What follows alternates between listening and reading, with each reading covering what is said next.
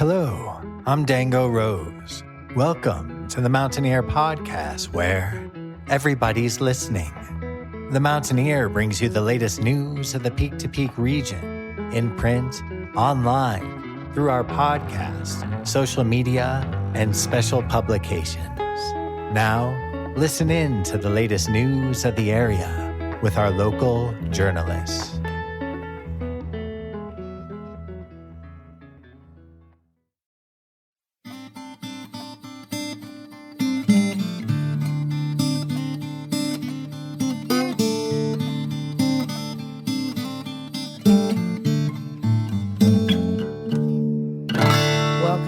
To the Mountaineer Podcast, where everybody's listening. I'm Cynthia Davis. And I'm Art DeVitalis. Now for this week's news.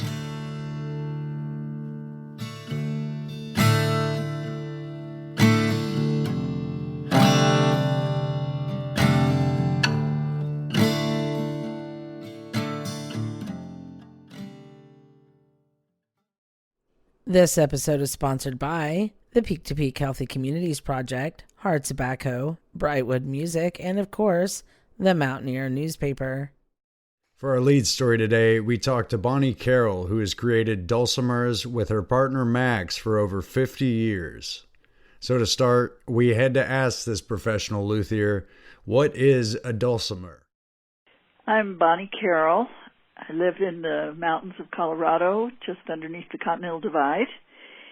And I've built dulcimers here for the last, 50 years now. The dulcimer is a instrument that comes originally from Europe. Most of the ones in this country early on were made primarily with hardwoods of the southern hardwood forests, cherry, maple, and walnut. It got its name from the word dulcimer, which means sweet song. And it's played in your lap, and it has 4 strings, usually, sometimes more, sometimes 3. It has frets like a guitar, and it's to be distinguished from a hammered dulcimer, which is a 60 or more stringed instrument that's trapezoid shape, and you hit it with little hammers. Although they have the same name, they're really not the same instrument at all. And then there's people like me that confuse the issue by playing both of them. So it's an example of folklore, how the dulcimers have grown up in this country together, even though they're not related. It has kind of a combination sound of a guitar and then an instrument with a drone, like a bagpipe. It's a plucked instrument rather than a blown instrument, and it has that percussive quality. The reason it sounds kind of like, when it's played in certain ways, it sounds kind of like a bagpipe because it has the drone instruments. If people don't fret all of the strings, and then they just play a melody against a drone, kind of like a bagpipe does. And that was the original way of playing it in this country. Frets didn't even go all across the fingerboard. They only went across halfway, so you only fretted the treble string, the highest note of the dulcimer. Kind of what it sounds like. But people now put frets into all the strings, like they do on a guitar, so that you can fret all of them, and it takes on kind of a stringed instrument quality to it. Its lowest note's about an octave higher than the guitar's lowest note. It's got less of the bottom range, but it's got an equal high range as a guitar. So this one of very few traditional Appalachian instruments with 2 variations. But how does each sound? Well, like a lot of instruments, it's pretty easy to play it in an easy fashion, and maybe more so than some instruments. But it has the same complexity and opportunity for expertise as any instrument does if you want to spend a lifetime playing it. It's got a pretty easy entrance. It's a little different than the guitar in that it has a slightly different music theory that associates with it, and people are baffled by that because they don't run into it in other instruments. But if you learn that little kind of piece of music theory, then it's not particularly hard to have it be as a versatile instrument as most of them are. What's different is that instead of being fretted in a chromatic fashion so that you play all of the 12 notes of a scale, it's fretted diatonically so that you play only the notes that are in a major scale and the relative minors of those. So, like a bagpipe, there is a droning component, but it is layered with actual hammers or picks depending on the dulcimer. Bonnie has released music as well for more than 50 years, earning quite the reputation for a skill in both creating and playing the instrument. Like most musicians, we love to sing, but I've mostly been an instrumentalist all my life, and so this recent CD was designed to record all of those singing songs that I've loved so much all my life. So it's got a lot of singing accompanied by dulcimer and guitar. My partner Max Krimmel plays guitar on it, which sometimes I think that's the best thing on the album. I'm not sure whether I'm going to tour this album or not. I suspect not. I'm 75 now, and I'm becoming kind of a homebody and enjoying it. One of my favorite things to do with music always has been to record. And we happen to have a Grammy-winning recording engineer in our neighborhood here. Colorado has such an active music scene, and particularly Boulder. So Tom Wassinger grew up in Boulder's music scene and became a just world-class recording engineer. So, of course, her work has been showcased at the Smithsonian Museum in Washington, D.C., the Colorado Music Hall of Fame, and Museum of Musical Instruments in Phoenix, Arizona. I met a guitar maker, Max Krimmel, when I was in my mid-20s. I was totally fascinated by his going to a lumberyard and buying wood and making the guitars out of it. It had never occurred to me. I grew up in a family that worked for somebody else, and I was acquainted with owning your own business and making things and selling people for a living, so I was fascinated on many levels. And I worked in mental health because my degree had been in psychology. I lost my job because of funding cutbacks in the mental health field that happened from time to time. He said, well, I could teach you how to make dulcimers for a living if you want. And I thought, I haven't looked back since, and I have built dulcimers all that time, but then I also got to touring as a musician because I made my first album. And it turned out at that time it was an unusual enough thing for somebody to make an album that people thought, oh, this is a musician. So I started behaving as a musician. I went on tour and I played at festivals and I taught dulcimer and just really got involved in all aspects of dulcimania, as I refer to it. Or out there in Dulcitopia, that's another, it's a place where we dulcimer players live. So I built and I built and I built, and then by the time I was touring so much that I just didn't have time to do all of the aspects of building as well as touring. And so Max Krimmel, he's the genius in the shop, and I'm the person that talks to the customers and designs the instruments and that kind of stuff with the customers. And so amazing things started to happen to us. The first one was that I was invited along with Max to exhibit a guitar and a dulcimer in a contemporary exhibit in the Colorado Music Hall of Fame. We were in this exhibit in the Colorado Music Hall of Fame.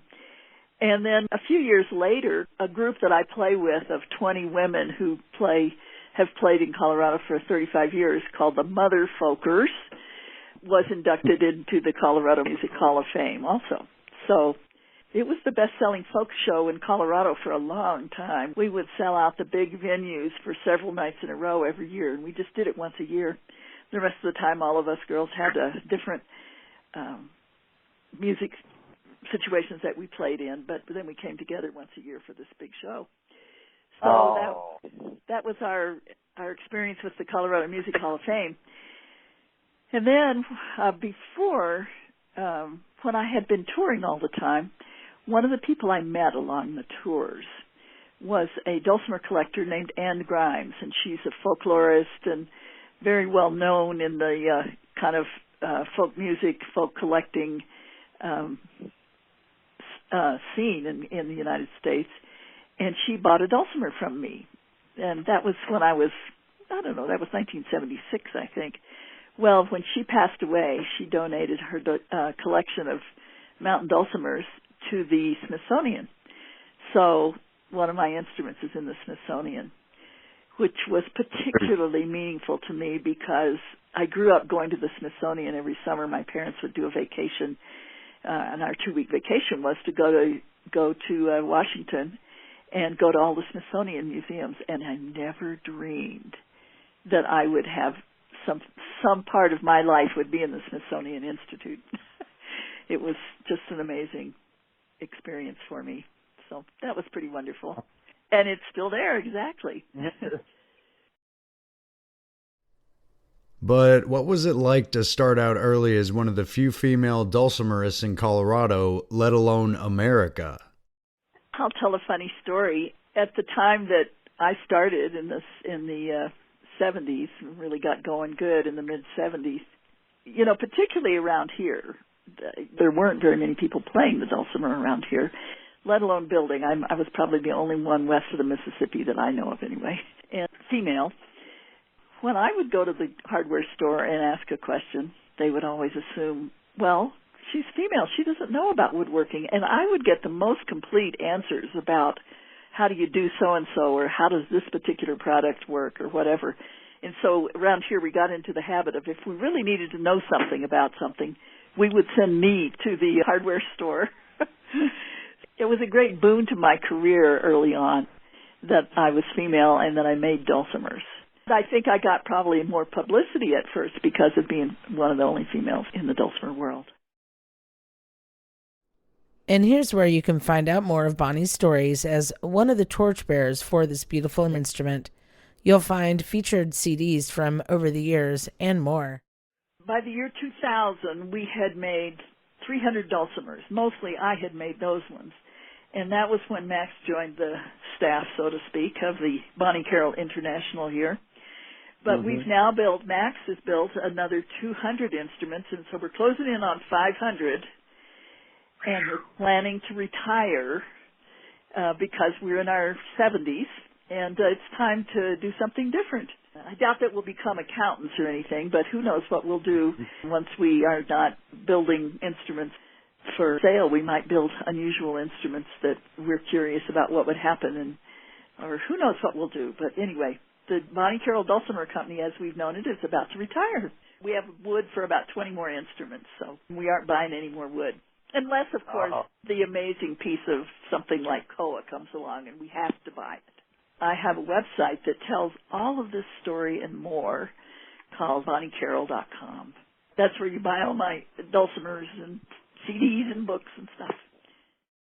Koa is a very curly, beautiful golden wood from Hawaii. Taylor Guitars makes a lot of Koa instruments these days. Unfortunately, like rosewood, it's kind of limited in supply, so right now we're having a dearth of Koa in the world because there have been so many instruments made out of them. But interestingly, the Hawaiian airport is paneled in Koa. Oh. So instrument makers are like, can you imagine how many guitars or dulcimers we could have made out of this? Beautiful location and playing music in the evenings. That has been my passion for the last 20 years, to be outdoors on the river playing music. Thank you, Bonnie, for your dedicated contribution to this instrument, its music, and to keep it alive in Americana. We look forward to more music. To the news desk. Nederland Community Presbyterian Church invites its membership and members of the community to say goodbye and thank you to Pastor Hansen Wendlandt on Sunday, March 14th. After serving at Nederland Community Presbyterian Church for 7.5 years, Pastor Hansen Wendlandt announced his departure in February. During the past year of the pandemic, NCPC has been conducting online services. Pastor Hansen's final online sermon is scheduled for Easter Sunday, April 4th. Due to COVID-19 restrictions, it will be an in-vehicle event. Those wishing to attend are asked to drive by the church between 10:30 a.m. and 1 p.m. Pastor Hansen will greet the passengers in each vehicle, then move on to the next. NCPC is located at 210 North Jefferson Street in Nederland. The Gilpin County Recreation Center will be reopening to the public on Monday, March 1st. Public hours will be 8 a.m. to 8 p.m. Monday and Wednesday, 8 a.m. to 6 p.m. Friday, and 9 a.m. to 4 p.m. Saturday. They'll be offering after-school child programs on Tuesday and Thursdays from 4 to 6 p.m., which reservations are required for. To make a reservation, call 303-582-1453. Additional information can be found on the gilpincounty.org website and click on Parks and Rec. Brightwood Music in Nederland has all your favorite stringed and fretted instruments, accessories, and more. They also have some brass, woodwinds, and percussion instruments. And in March, they're celebrating March Madness. And they're not talking basketball here, folks. They're talking about the annual ukulele sale. The store is conveniently located at 20 East Lakeview Drive, Unit 109. When you buy an instrument from Brightwood, it comes professionally set up by a luthier with over 40 years' experience. They also offer in-house repairs on stringed and fretted instruments. From restring to refret and even rebuild, they've got you covered. And in-person and online lessons are offered as well. Brightwood Music is family-owned and operated. The store is open weekly, Wednesday through Sunday, so stop by, try something out, stay, and play a while. If you're more comfortable with a socially distant appointment, just call 303-258-8863. You can also visit at Brightwood Music on Facebook for regular updates. Free COVID tests are available at the Nederland Community Center every Thursday from 4 to 6 p.m. No appointment or ID is required. Boulder County is also currently vaccinating moderate-risk healthcare workers, frontline workers, and those aged 65 years or older. For information on vaccinations or to sign up to be notified of when and where to get the COVID vaccine, go to bouldercounty.org/families/disease/COVID-19/vaccines. Gilpin County offers COVID testing at the Gilpin County Public Health Office at 101 Norton Drive every Thursday from 10 a.m. to 2 p.m. You can sign up at www.primarybio.com. Please pre-register prior to arrival. Gilpin County is also offering COVID vaccines to healthcare workers, teachers, first responders, and people over 65 for vaccines. The phone number to register is 303-515-4342. Did you know the Mountaineer has the only weekly classified ads that cover the entire peak-to-peak region? There are several job postings with local businesses looking to hire local staff. Check it out at the mtnear.com and click on Classifieds. Wild Bear presents the Sunrise Nature Snowshoe Hike Series. Start your day off on the right foot. Join Wild Bear as they enjoy a beautiful winter sunrise from a beautiful mountain trail. A shorter hike is the perfect time to reflect, enjoy the company of others on it, and appreciate the quiet peace of a winter morning. Pre-registration is required. A $10 donation is suggested. Snowshoe rentals are available upon request, and there are spaces for 8 participants per tour. To register, check out the Wild Bear website at wildbear.org. If you have any questions, feel free to call the Nature Center at 303-258-0495, or you can email registrar@wildbear.com. And now we turn to Dango Rose, our correspondent and personality. He talked to Lydia Sprouts of Pioneer Mother about their latest musical release. All right, good day. My name's Dango Rose. This is the Mountain Ear, everybody's listening podcast. Today we have Lydia Sprouts from the band Pioneer Mother. Hi, Lydia. It's great to have you today. Hi, Dango. Good to be here. Curious, as we're jumping in right now, you have an awesome band out of the Peak to Peak region. Could you tell us a little bit about how you guys got started and what you're up to? Yeah, I knew Tom. I was doing some work booking for the Al Capones, and I met Tom Buswell, their trombone player, through that work. And after a hang, we were at a festival. We were at Tribal Vision Festival, and I had my mandolin there, and I was secretly playing mandolin at camp when no one was there. And he kind of walked up, and him and Clay kind of egged me on to play a song for them. And I played one. And afterwards, Tom looked at me and was like, "Do you want to start a bluegrass band?" And I was like, "That sounds like a lot of fun." Yeah. That's so cool. So Tom plays the trombone in the Al Capones. So what's that sort of crossover for him from sort of like a funk kind of horn section into the bluegrass world? Well, he grew up, trombone's like his first instrument. He is, he went to school and in school band played the trombone. In college, he started spending his summers on a ranch in Wyoming. And I think that's where he started picking up guitar and playing songs on the porch and, having a lot of people around that he could play to that wanted to hear, the same 7 or 8 songs every night. And the ranch in Wyoming is really cool. It's this ranch, Eden's Ranch. It's out in the middle of nowhere. It's half a town. It's sized. It's huge. It's enormous. And so he spent a lot of time there. And I think that's where he started learning guitar. Yeah, there's something about that sense of space that really opens things up to traditional forms like bluegrass music, would you say? Yeah, I think so. There's big open spaces are very forgiving, and I think they like it when you play the same song for them over and over again. Yeah. And they can tell when you start getting better too. All right, cool. So Tom started playing guitar, essentially playing his songs on the porch in Wyoming. So when did Matt start playing the banjo? I think actually like not too long before he joined in with us. He moved to Colorado. I think actually, so he was moving away from Florida and someone gave him a banjo. I think it was a very dear friend of his had died and like left his banjo to Durgan. And so Durgan came out to Florida with his buddy's banjo and started playing it. And we met Durgan. I don't think he had lived here too long when we met him, but he had a background in other instruments. And so I feel like he took to it uniquely and also pretty quickly. There's something amazing that happens in like moving to town, moving to Nederland with an instrument in your car and just like finding the right people to play with right away. Would you say that is a true experience? I would say so. I feel like that definitely happened to Durgan. And I think it also happened to me. I moved to Colorado 13 years ago, and I didn't even have my own instrument. I just had my partner's guitar that I ended up learning like my first tunes on when I moved here. And it was in 2009. At that time, I lived right by Red Rocks and I went to like a ton of Red Rock shows. I would sell waters like outside. I started developing my voice that way though. I was like, I'd start singing like, hey, $1 waters, like out, I had like songs that I would hustle waters to people about. Yeah, I really think it was the music that called me here for sure. And then when I moved up to Nederland, I had just barely been playing the mandolin.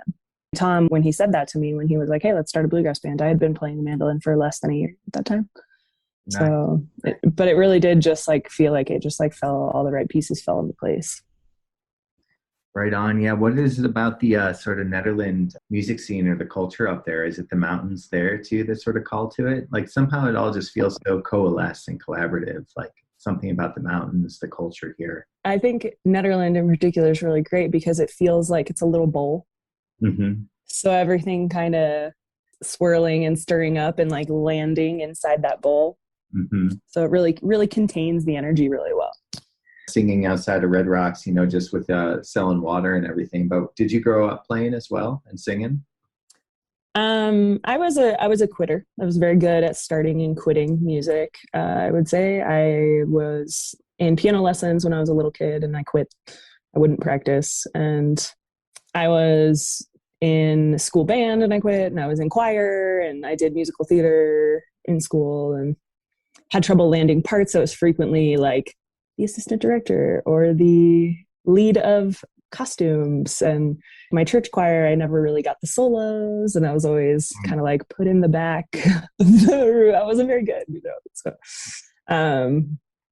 but I kept trying, and eventually my mom too isn't necessarily musical, but she would do things like I couldn't learn my spelling words, and so she made up songs for me to learn all the spelling words, and I can learn them through music. And so like, yeah, it was very much there, even though I wouldn't necessarily consider my family like a traditional musical family. But eventually I got to being close to 30 and I was like, I'm going to stop quitting. Yeah. Stop quitting. There's something about perseverance that is really just the first step. And we learn so much from those phases of rejection. Yeah, I remember so clearly in my own life, like the first band performance I ever had in like my high school sort of like garage band. And then at the school assembly, everybody just filing out, while we were playing. Remembering those experiences and then using it as fodder, like it's compost. Well, and if that happens, you're like, well, I already had everybody walk out on me one time, You know how that feels. Like I feel like now I'm like, well, not afraid of that anymore. I survived that. Exactly. That's kind of what I'm getting at. It's like the rejection. Yeah. The rejection actually becomes our greatest fuel. And I had plenty of rejection. I was doing very poorly in music for a very long time. So yeah, I had a performance with my choir where I sang with the choir, but then me and a friend made up a dance to one of the songs. Mm-hmm. And we made up a dance for half the song. We didn't realize how long the song was. And so when, while the song is playing and we're on stage, it like keeps going and we didn't know what to do. So I started like freestyling with my friend. I remember like looking at her and being like, just copy me. Like I made up half of the dance on the spot. Because we didn't know what we were doing for that, like the whole end of the song. That's pretty much being a performer in a nutshell. I was in first grade when that happened, so right. You took the lead. You pretty much prepare as much as you can. You rehearse, you prepare, you do what you can. Pretty much when you step on stage, it's never what you expect it to be. And, that's part of what I like about it. And there's always variables that you don't know are going to go wrong with sound or tech. And sometimes everything magically goes right, Mm-hmm. I think that's what I miss. In this last year of not performing, it's sort of like just the excitement of that energy in the moment and how much music, live performance really plays into that, reminds us of being able to stay in the moment. And with that in mind, you actually have a show coming up on March 7th at the Larimer Lounge. Praise the good Lord. We're doing something. And this is kind of like your CD release show because you guys just recorded your first album too. So. We did. We recorded our first album. We finished it basically right before the pandemic happened. We finished it. And we took our time mixing and mastering it because it was kind of like, well, maybe things will change and because we wanted to do the big release show thing, And then eventually in December, we decided to release it. It was done. We decided to release it on the solstice, even though we weren't sure, no one was doing shows or anything. So we were kind of like, well, it's been a year. Let's just get it out there. Mm-hmm. And we'll throw a party when we can, So. And it just feels good to release things on the solstice or the equinox. It felt like the right time, definitely. We were like, it was ready. We were ready. Let's just get it out into the world. And we had a lot of other, Mackenzie Page, I think, released a single that day. We had a lot of like twinsies of music being released that day. So it felt fun to share that with a bunch of other people. Yeah, that's awesome. Thanks, Dango. And be sure to see the show at the Larimer Lounge if you're in Denver for the release party. Follow Pioneer Mother online for more. For our final story this week, we'll take a look at a cool new shop that recently opened in Rollinsville. The Electro Mod Garage has one goal in mind: maintaining new electric vehicles and, even better, retrofitting older models with electric motors. Hi, I'm Woody Boyd. I'm the owner of Electro Mod Garage. So our goal is to convert all the cars that people love into electric cars. We truly do believe that electric cars are going to be the future of moving people around in this country and in the world. We want to bring the cars that we all love, because we have a passion for our own cars, into the future with us. Well, we actually just got started professionally here a couple months ago, but I've been a mechanic for a long time. I worked for BMW for 13 years and, various independent shops after that, but I have my full electric certifications and hybrid certifications through BMW. We could do Priuses and stuff like that. I'm not super familiar with Priuses, but absolutely we could easily do work on Priuses and stuff like that. So how did Woody get all this started in 2 months? So professionally in the shop yet, we haven't done any conversions just yet. Like I said, we've only been around for 2 months or so, but we're working on a 98 BMW M3, and we're going to get a 300 horsepower Tesla motor in there. We're hoping to get like about 100, 150 miles out of the range.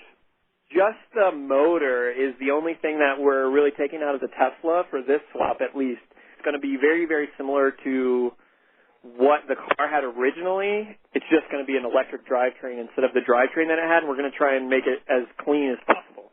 We're very excited to get started. We're trying to get things off the ground. I think we have a second swap lined up as well with a Land Cruiser.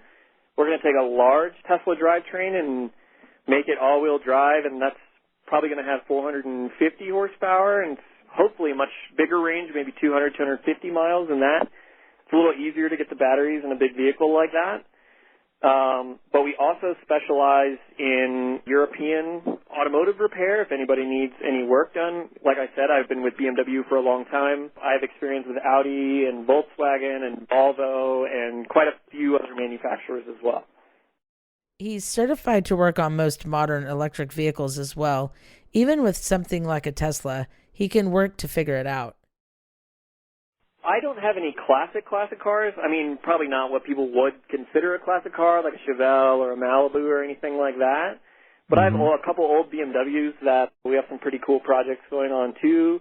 Like I have an old 3 Series from the 80s that has a V8 in it. Like I said, that M3 that's getting the electric swap, but that's only a late 90s car. You know, it's not like a classic in your traditional sense, even though they're starting to age now. It's kind of a passion project. We love the old cars, too. Actually, we had a car in here not too long ago. What was it, an 86, 635 CSI that we did a manual swap to and a whole different engine swap for one of our good customers, actually. So a lot of the electric stuff, I mean, there's all kinds of different electric motors you can put in. We like to use Teslas just because they have a proven track record of being reliable and make quite a bit of power. But the Teslas don't use any gearbox whatsoever. It will just be one speed, no shifting gears or anything like that. The BMD Series 3 is a pet project, but should be awesome once completed. We were trying to get stuff organized for the spring and the summer, but a lot of that, have some car people up here, you know, maybe grill out some burgers and stuff like that, but it's kind of all up in the air right now with COVID and how everything's going with that. But assuming things get better, we're going to have like a big event in the summertime and try and do like weekly or monthly car meets at the shop. We're hoping to get people on board. We know not everybody loves electric cars, and we're trying to change hearts and minds, you know.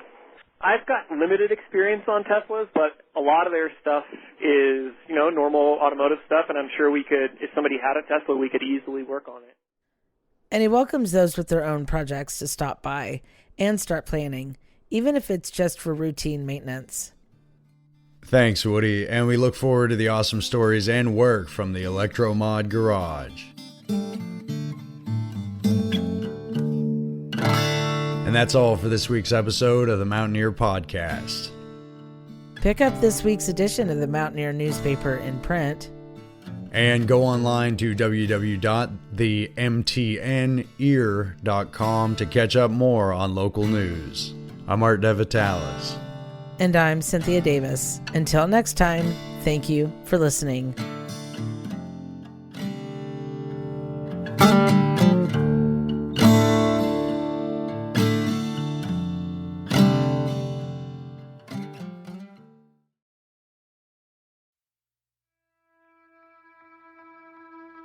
And that's it for our show. Subscribe online to get more access to more news, weekly updates to our community calendar, and a link to our YouTube channel by visiting themountaineer.com. Be sure to use the coupon code PODCAST when subscribing for a 10% discount, only available to our listeners. If you are in the local Peak-to-Peak area, be sure to pick up a print edition of The Mountaineer at a local business. I'm Dango Rose. Thank you for listening.